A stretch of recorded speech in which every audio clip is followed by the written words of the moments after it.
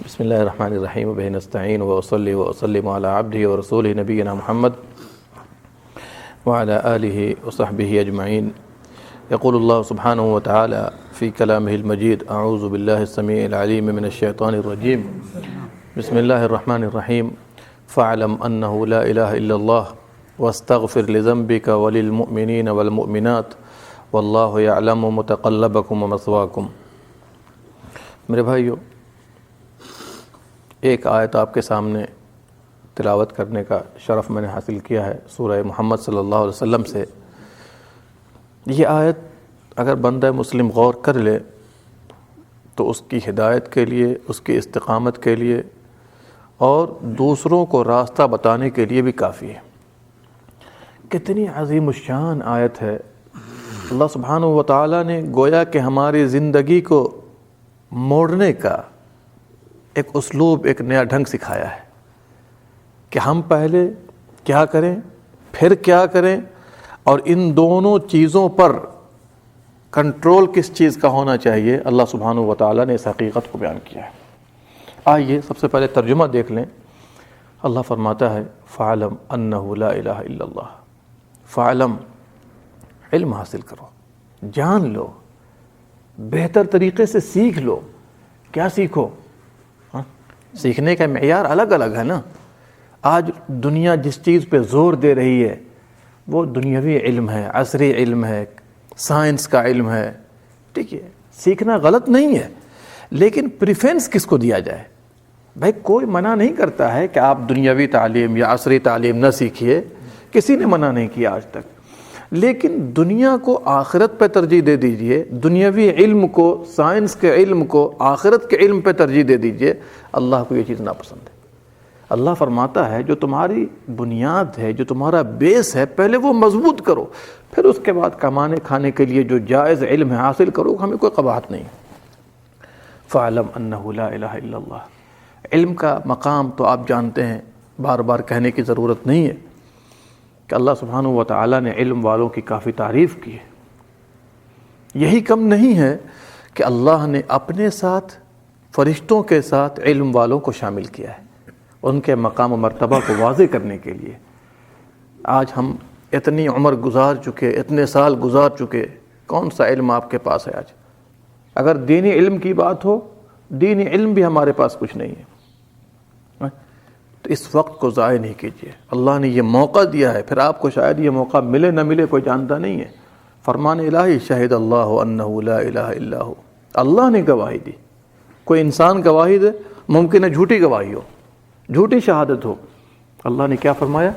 شہد اللہ، اللہ نے گواہی دی. کیا گواہی دی؟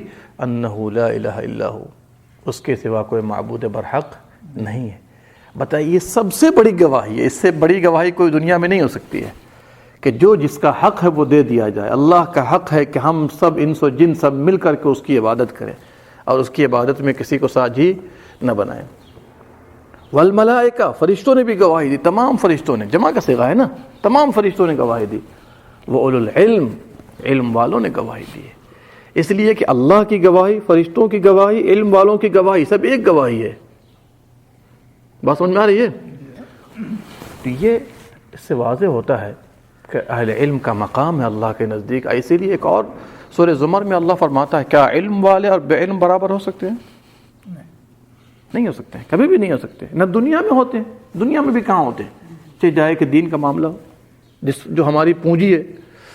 تو اس سے واضح ہوتا ہے، میں زیادہ تفصیل میں نہیں جاؤں گا، کہ جو لوگ صرف دنیا کے علم کو حاصل کرتے ہیں، دنیا کی باریکیاں، کسی برانچ میں داخل ہو جائیے، کاروبار کا مسئلہ ہو، باریک سے باریک باتیں آپ کے سامنے پیش کریں گے. دین کی بات لائیے، بالکل جاہل، ان پر کوڑے نظر آتے ہیں. میڈیکل لائن کی بات کیجئے، ڈاکٹر ہوگا، ایک ایک باریکی آپ کو بتا دے گا. ہاں، کیا احتیاط برتنا ہے، کیا دوا کھانی ہے، کیا کرنا ہے. دین کی بات آتی ہے، باوجود کہ مسلمان ہے، بالکل لگتا ہے الف باتا نہیں معلوم اس کو. تو اللہ سبحانہ و تعالیٰ کو یہ چیز قطعاً پسند نہیں ہے. بلکہ ایک مقام پر فرمایا سورہ روم میں، یعلمون ظاہرا من الحیات الدنیا، یہ لوگ دنیاوی زیب و زینت کی ظاہری چیزوں کو جانتے ہیں، علم رکھتے ہیں. وہم عن الآخرۃ ہم غافلون، اور یہ لوگ آخرت سے غافل ہیں. جتنے بھی دنیا دار قسم کے لوگ ہیں جو دنیاوی علم رکھنے والے ہوں، خواہ وہ سائنس ہو، کیمسٹری ہو، بایولوجی ہو، فزکس ہو، سیوکس ہو، جغرافی، جو بھی سبجیکٹ لے لیجیے، ہسٹری ہو، انگلش ہو، جتنے بھی علم ہیں، اگر آخرت کا علم نہیں ہے تو اللہ کو یہ چیز ناپسند ہے۔ آخرت کا علم ہو پھر دنیاوی علم ہو، کوئی بات نہیں، کم از کم دینی علم ہو، دنیاوی نہ ہو تو بھی کوئی بات نہیں، اچھی بات ہے، لیکن صرف دنیاوی علم ہو اور دینی علم نہ ہو، یہ اس کے لیے وبال جان ہے۔ اور اسی لیے اللہ سبحانہ و تعالیٰ نے قارون کا واقعہ پیش کرنے کے بعد کیا فرمایا؟ وَابْتَغِ فِي مَا آتَاكَ اللَّهُ الدَّارَ الْآخِرَةَ، جو کچھ اللہ نے دیا ہے اس میں سے خواہ وہ علم ہو یا مال ہو، اس سے آخرت کی تلاش رکھنا۔ وَلَا تَنْسَ نَصِيبَكَ مِنَ الدُّنْيَا، دنیا سے اپنا حصہ لینا نہ بھولنا، حصہ لیجئے، یہ نہیں کہ دنیا کے ہو کے رہ جائیے۔ تو ایسی آیتیں واضح کرتی ہیں کہ علم شرعی سب سے پہلے ضروری ہے۔ اسی مناسبت سے میں نے پڑھا فَعْلَمْ أَنَّهُ لَا إِلَهَ إِلَّا اللَّهُ، لا الہ الا اللہ کا علم حاصل کرنا سب سے بڑا علم ہے۔ اس سے بڑھ کر کوئی علم، اچھے لوگوں سے پوچھ لیجئے، لا الہ الا اللہ کا آپ نے علم حاصل کیا، تبلیغ کر رہا ہے، جلسے جلوس کر رہا ہے، اجتماعات کر رہا ہے، لا الہ الا اللہ کا کچھ بھی علم نہیں ہے۔ بڑی بڑی مجلسوں کو ہم نے مخاطب کیا ہے، پوچھا ہے، سوال جواب، انعام ہے جو جواب دے گا، کلمے کی شرائط کتنی ہے نہیں پتہ ہے۔ آپ بھی تجربہ کر لیجئے گا جا کر۔ اس کی وجہ کیا ہے؟ عقیدے پہ کوئی محنت نہیں ہوئی ہے۔ اچھے عالموں کو نہیں پتہ ہے، جاہلوں کی بات تو چھوڑ دیجیے آپ۔ میں ابھی انڈیا گیا، چھٹی میں گیا سید وارث کے یہاں، بڑا پروگرام تھا ماشاءاللہ، وہاں میں نے کئی عالم بیٹھے ہوئے تھے، اس میں کئی لوگوں نے کوشش کی، کسی کو نہیں پتا کلمے کی شرائط کتنی ہے۔ اب آپ مجھے بتائیے کہ صرف دنیاوی علم رکھنا یا دین کی موٹی موٹی باتیں، حالانکہ یہ سب سے بڑی موٹی بات ہے، ان چیزوں کا علم بھی لوگوں کے پاس نہیں ہے۔ اور جو باطل پرست لوگ ہیں وہ آپ سے ڈسکس کریں گے، سب کچھ کر لیں گے، لیکن جو بنیادی باتیں ہونی چاہیے وہ ان کو نہیں پتہ ابھی تک۔ تو ہے علم حاصل کیجئے، چونکہ علم سب سے بڑی عبادت ہے، اس سے بڑھ کر کوئی عبادت ہی نہیں۔ علم نہ ہوگا تو آپ عقیدہ کیا سمجھیں گے؟ علم نہ ہوگا تو آپ عبادات کیا سمجھیں گے؟ علم نہیں ہوگا تو معاملات کیا سمجھیں گے؟ علم نہیں ہوگا تو لین دین، تجارت اور رسومات کا علم کیسے حاصل کریں گے آپ؟ لہذا آدمی کو چاہیے سب سے پہلا ہم و غم ہو، علم حاصل کرے۔ دیکھیے جن لوگوں کو اللہ نے موقع دیا ہے، کچھ لوگ تو اسے غنیمت سمجھتے ہیں، اکثر لوگ اسے غنیمت نہیں سمجھتے ہیں۔ آپ کو شاید پتہ نہیں ہے، آج بھی اس ملک میں جہاں ہم اور آپ ہیں، علم کا شوق آپ کو نہیں پتا کیسے لوگ علم حاصل کر رہے ہیں۔ موبائل سے علم حاصل کر رہے ہیں، درس سن رہے ہیں موبائل سے، کس سے؟ بڑے بڑے مشائخ ہیں الرس کے اندر بھی، آپ کو نہیں پتا ہے، جو جدہ، ریاض، جہاں بڑے بڑے مشائخ ہیں، درس چل رہا ہے، موبائل سے وہ سن رہے ہیں درس کیا دے رہے ہیں لوگ۔ بتائیے آپ، صرف موبائل فون کرنے کے لیے، صرف موبائل اپنے ملکوں میں اپنے خاندانوں سے، رشتہ داروں سے بات کرنے کے لیے، اگر اس کا استعمال اللہ کے کام میں کیا گیا، اس سے بہتر کیا ہے؟ اس سے بہتر کیا ہے جو آخرت میں کام آنے والی چیز؟ اس لیے میرے بھائیو، اللہ نے جو موقع دیا اس کو غنیمت سمجھیے۔ جتنا زیادہ علم حاصل کریں گے اور علم کے ساتھ خشیت ہو، اللہ سبحانہ و تعالیٰ کو سب سے زیادہ پسند ہے۔ اس لیے میں آپ لوگوں سے بھی کہوں گا کہ بہت سے لوگ کھانے پینے کا چکر میں ہوتے ہیں، بہت سے لوگ گھومتے ہیں مارکیٹ میں، بہت سے لوگ ادھر ادھر دوستوں کے ساتھ لہو و لعب کی باتیں کرتے ہیں۔ میں کہتا ہوں یہ سب مجالس بہتر نہیں۔ ارے اللہ نے موقع دیا ہے، درس ہو رہا ہے، استفادہ کر لیجئے۔ آپ کے ذریعے اگر ایک آدمی بھی راہ راست پر آ گیا نا، یقین جانیے نجات کے لیے کافی ہے، جس کو آج ہم لوگ ضائع کر رہے ہیں۔ یہ ہے علم حاصل کرنا، لا الہ الا اللہ کا علم حاصل کرنا۔ تو اب آپ بتائیے، ایک آدمی علم حاصل کرے، وہ بھی عقیدے کا علم حاصل کرے کہ وہ ہدایت پر رہے، چونکہ ہدایت عقیدے کے بغیر ہے ہی نہیں۔ اور اسی لیے اللہ نے کیا فرمایا ہے؟ الذین آمنوا ولم یلبسوا ایمانہم بظلم اولئک لہم الامن وہم مہتدون۔ جو لوگ ایمان لائے اور اپنے ایمان کے ساتھ شرک کو خلط ملط نہیں کیا، ان کے لیے کیا ہے؟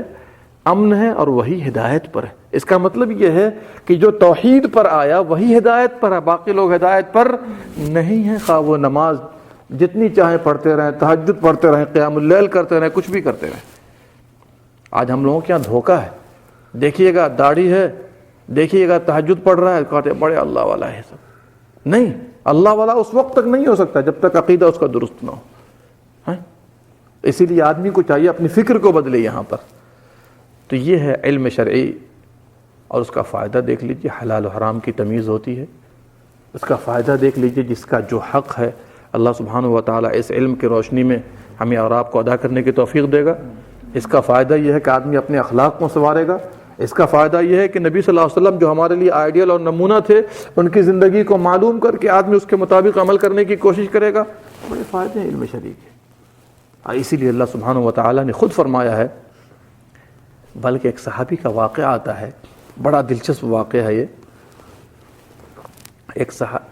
ایک آدمی آئے نبی صلی اللہ علیہ وسلم کے پاس، کہا اللہ کے نبی صلی اللہ علیہ وسلم یہ بتائیے کیا اللہ نے آپ کو نبی اور رسول بنا کر بھیجا ہے؟ آپ نے فرمایا بالکل. تو آپ کی تعلیمات کیا ہے؟ آپ نے سکھا دیا اللہ کے سوا کوئی معبود برحق نہیں، میں اللہ کا رسول ہوں. کہا اس کے علاوہ کچھ اور بھی ہے؟ کہا ہاں 5 وقت نماز پڑھنا ہے جماعت کے ساتھ. کہا کچھ اور ہے؟ کہا کہ ہاں زکوٰۃ دینا ہے سال میں. کہا کچھ اور ہے؟ کہا سال میں روزہ رکھنا ہے، وغیرہ وغیرہ جو تفصیلات ہیں. اتنا معلوم کر کے جا رہا ہے، یعنی علم حاصل کر کے جا رہا ہے. کہا کہ انشاءاللہ کمی نہیں کروں گا اس میں. جاتے جاتے سواری سے گرا اور مر گیا. نبی صلی اللہ علیہ وسلم کو خبر دی گئی تو آپ نے کیا فرمایا؟ عمل قلیلا واجر کثیرا. عمل تھوڑا کیا اور اللہ نے اجر سے نواز دیا، اجر عظیم سے بتایا. عمل کچھ نہیں کیا لیکن علم حاصل کرنے کو پیارے نبی صلی اللہ علیہ وسلم نے کیا فرمایا ہے؟ چونکہ علم حاصل کرنا ایک عمل ہے تو اللہ سبحانہ و تعالیٰ نے اس کی مغفرت کر دی. بتایا تو علم کا بڑا فائدہ ہے. اور یہی وجہ ہے کہ سچا علم قرآن و سنت کا علم نہیں ہونے پر میں کہتا ہوں کہ آج جو جتنے بھی تفرقے بازی آپ دیکھ رہے ہیں اس امت کے اندر، صرف اور صرف علم نہ ہونے کی بنا پر ہے. آج ہم لوگوں کو کہتے ہیں جی ہم لوگ تقلید کرتے ہیں. تقلید کیوں کرتے ہو؟ قرآن و سنت کے قریب آؤ نا ذرا سا. تم لوگوں کو کہتے ہو تم تقلید کرو، ہم کہتے ہیں قرآن و سنت کے قریب آؤ. عوام کو بھی کہو کہ آؤ، جتنا ضروری ہے کم از کم اتنا تو سیکھو. کون سکھائے گا ان کو؟ اس لیے آدمی کو چاہیے ہر آدمی قرآن و سنت کے قریب آئے. ظاہر سی بات ہے یہ ایسے چشمے ہیں، اگر آپ نے اپنے دل کو سیراب کر لیا تو ایسا دل کبھی بھی انشاءاللہ گمراہ نہیں ہوگا. لازمی طور نتیجہ کیا نکلے گا اس کا؟ آپ سیکھیے گا، آپ کو فکر پیدا ہوگی. چونکہ جو ہدایت پر آ جاتا ہے اس کو فکر پیدا ہوتی ہے دوسروں کی. وہ ہدایت پر ہو ہی نہیں سکتا جو خود عمل کر لے، جو خود سیکھ لے، جو خود توحید پر آ جائے، دوسروں کی فکر نہ کرے. نہیں، جب لائٹ آتی ہے تو لائٹ صرف آپ کے لیے تھوڑی لائٹ جل رہی ہے. جتنے بھی لوگ آئیں گے 100 50 1000 5000 سب کے لیے لائٹ کافی ہے یہاں پر. یہ ہے فائدہ علم شرعی کا. اور سب سے بڑا علم لا الہ الا اللہ کا علم ہے. امام بخاری رحمۃ اللہ علیہ نے اپنے صحیح کے اندر یہ باب قائم کیا، باب العلم قبل القول والعمل. کہنے اور عمل کرنے سے پہلے کس چیز کا بیان ہے؟ آج لوگ 30 لاکھ کا مجمع کرتے ہیں، تبلیغ کرنے چلے جاتے ہیں، کچھ ہی پتہ نہیں ان کو. کیا تبلیغ کریں گے بتائیے آپ؟ نہیں بتائیے کیا تبلیغ کریں گے جب ان کے پاس علم شرعی موجود نہ ہو؟ لہٰذا یہ سب نظریہ باطل ہے.